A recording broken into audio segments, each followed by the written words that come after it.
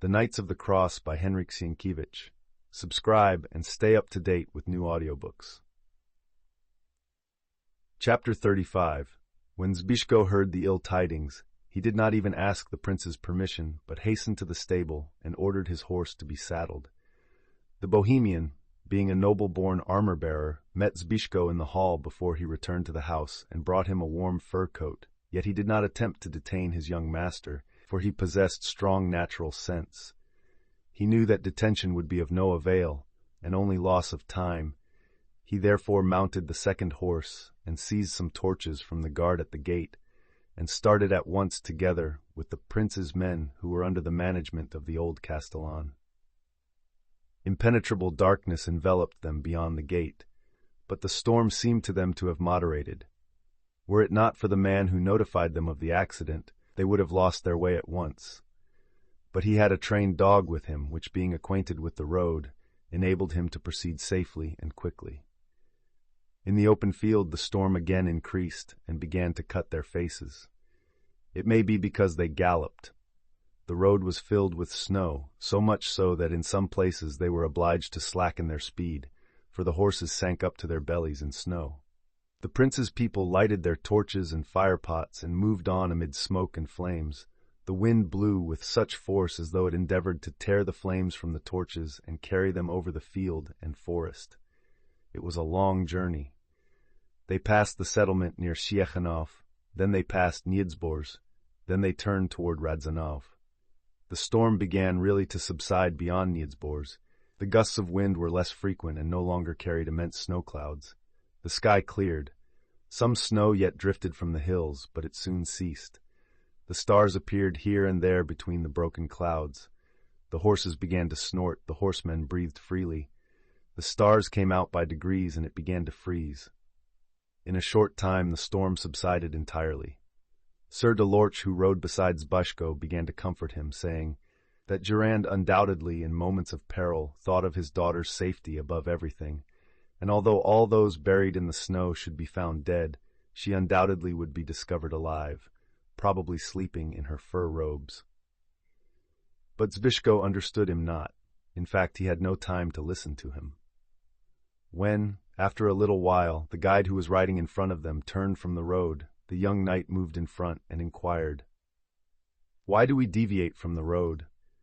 "Because they are not covered up on the road, but yonder. Do you observe that clump of alders?" And he pointed with his hand to the darkening in the distant thicket, which could be seen plainly on the white snow-covered expanse, when the clouds unveiled the moon's disk and the night became clear. They have apparently wandered from the road. They turned aside and moved in a small circle along the river. In the wind and drifting snow, it is quite easy to go astray. They moved on and on as long as the horses did not give out. "How did you find them?" "The dog led us." "Are there any huts near here?" "Yes, but they are on the other side of the river. Close here is Wukra." "Whip up the horses," commanded Zbyszko. But the command was easier than the execution of the order. The piled-up snow upon the meadow was not yet frozen firm, and the horses sank knee-deep in the drifts. They were therefore obliged to move slowly. Suddenly they heard the barking of a dog. Directly in front of them there was the deformed, thick stump of a willow tree, upon which glistened in the light of the moon a crown of leafless twigs. "They are farther off," said the guide. "They are near the alder clump, but it seems that here also there might be something. There is much drift under the willow tree. Bring a light." Several attendants dismounted and lit up the place with their torches. One of them soon exclaimed, "There is a man under the snow. His head is visible." "Here." "There is also a horse," said another. "Dig them out." They began to remove the snow with their spades and throw it aside. In a moment they observed a human being under the tree, his head upon his chest, and his cap pulled down over his face. One hand held the reins of the horse that lay beside him with its nostrils buried in the snow. It was obvious that the man must have left the company, probably with the object of reaching a human habitation as quickly as possible in order to secure help, and when the horse fell, he had then taken refuge under the lee of the willow tree. "Light!" shouted Zbyszko. The attendant brought the torch near the face of the frozen man, but his features could not be distinguished. Only when a second attendant lifted the head from the chest, they all exclaimed with one accord, "It is the Lord of Spykow!" Zbyszko ordered 2 of his men to carry him to the nearest hut and try to resuscitate him, but himself lost no time but hastened with the rest of the attendants and the guide to rescue the rest of the retinue. On the way it crossed Zbyszko's mind that perhaps he might find his wife Danuska dead, and he urged on his horse, who waded up to his breast in snow, to his last breath. Fortunately, it was not distant, a few furlongs at most. In the darkness, voices were heard exclaiming, "Byway!" They were those who had been left with the snow-covered people. Zbyszko rushed in and jumped from his horse and shouted, "To the spades!" 2 sleighs were dug out before they reached those in the rear. The horses and the people in the sleighs were frozen to death and past all hope of reviving. The place where the other teams were could be recognized by the heaps of snow, though not all the sleighs were entirely covered with snow. In front of some of the sleighs were the horses up to their bellies, in the posture of their last effort to run. In front of one team there stood a man up to his belt in snow, holding a lance and motionless as a post. In front of the others were dead attendants holding the horses by their muzzles. Death had apparently overtaken them at the moment when they attempted to extricate the horses from the drifts. One team, at the very end of the train, was not at all in the drift. The driver sat in front bent, his hands protecting his ears, but in the rear lay 2 people, who, owing to the continuous, long snowfall, were completely covered. On their breasts, to escape the drift, they lay closely side by side, and the snow covered them like a blanket. They seemed to be sleeping peacefully. But others perished, struggling hard with the snowdrift to the last moment. Their benumbed position demonstrated the fact. A few sleighs were upset, others had their poles broken. The spades now and then uncovered horses' backs, bent like bows and jaws biting the snow. People were within and beside the sleighs.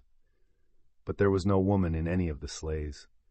At times even Zbyszko labored with the spade till his brow was covered with perspiration, and at others he looked with palpitating heart into the eyes of the corpses, perchance to discover the face of his beloved, but all in vain. The faces which the torchlight revealed were those of whiskered soldiers of Spykow. Neither Danusia nor any other woman was there. "What does it mean?" the young knight asked himself with astonishment. He hailed those working at a distance and inquired whether they had come across anything else, but they too only found the corpses of men. At last the work was finished. The servants hitched their own horses to the sleighs, placed the corpses in them, and drove to Niedzborz to make an attempt there in the warm mansion to restore some of the dead to life. Zbyszko, the Bohemian, and 2 attendants remained. It crossed his mind that the sleigh containing Danusia might have separated from the train, or that Juran's sleigh, as might be supposed, was drawn by his best horses and had been ordered to drive in front, and it might also be that Juran had left her somewhere in one of the huts along the road. Zbyszko did not know what to do. In any case, he desired to examine closely the drifts and grove, and then return and search along the road. But nothing was found in the drifts. In the grove he only saw several glistening wolves' eyes, but nowhere discovered any traces of people or horses. The meadow between the woods and road now sparkled in the shiny light of the moon, and upon its white mournful cover he really espied dark spots, but those were only wolves that quickly vanished at the approach of people. "Your Grace," finally said the Bohemian, "our search is in vain, for the young lady of Spykow was not in the train." "To the road," replied Zbyszko. "We shall not find her there either. I looked well in the sleighs for any baskets containing ladies' finery, but I discovered none. The young lady remained in Spykow." This supposition struck Zbyszko as correct, he therefore said. "God grant it to be as you say." But the Bohemian penetrated further into his thoughts and proceeded with his reasoning. If she were in one of the sleighs, the old gentleman would not have separated from her, or when he left the train he would have taken her with him on horseback, and we should have found her with him. "Come, let us go there once more," said Zbyszko in a restless voice. It struck him that the Bohemian might be right. Perhaps they had not searched enough where the old man was discovered. Perhaps Jurand had taken Danusia with him on horseback, and when the horse fell, she had left her father in search of assistance. In that case, she might be somewhere under the snow in the neighborhood.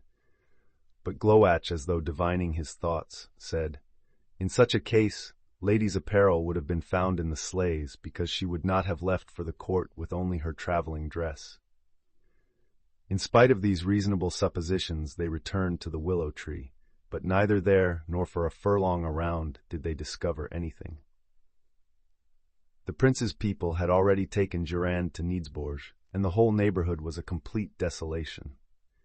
The Bohemian observed further that the dog that ran ahead of the guide and found Durand would also have discovered the young lady. Then Zbyszko breathed freely, for he was almost sure that Danusia had remained at home. He was even able to explain why she did so. Danusia had confessed all to her father, and he was not satisfied with the marriage, and so purposely left her at home, and went by himself to see the prince and bring an action, and ask for his intercession with the bishop. At this thought, Zbyszko could not help feeling a certain sense of relief and even gladness when he comprehended that by reason of Durand's death all hindrances had vanished. Durand was unwilling, but the Lord Jesus wants it, said the young knight to himself, and God's will is always the strongest.